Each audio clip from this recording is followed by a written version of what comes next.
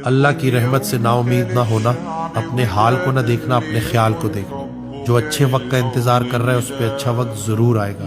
اللہ تعالیٰ کا وعدہ ہے کہ ہر سختی کے ساتھ آسانی ہے۔ اللہ نے سختی بھیجی ہے، آسانی بھی بھیجے گا۔ تو جو مرضی ہو جائے، اپنے حالات سے اگر نا امید ہو رہے ہو، اللہ کی رحمت سے نا امید نہ ہونا۔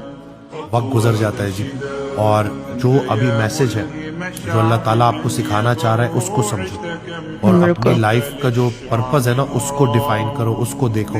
حضرت واصف علی واصف رحمۃ اللہ علیہ کی بڑی پیاری دعا ہے کہ او میکر ری میک می، او بنانے والے مجھے پھر سے بنا۔ میں اپنی زندگی کو اپنے ہاتھوں لہو لہان کر چکا ہوں، اے اللہ اس کو اپنی زندگی سمجھ کر اس میں پھر سے جان ڈال دے۔ تو اللہ اس کو اپنی جان سمجھ کر اس میں پھر سے جان ڈال دے گا، لیکن اب جب وہ ری میک کرے گا تو زندگی کو کسی مقصد کے تحت گزارنا۔ اور جب انسان کا مقصد بلند ہو جاتا ہے نا تو اتنی اس کی پرسنالٹی بھی بلند ہو جاتی ہے۔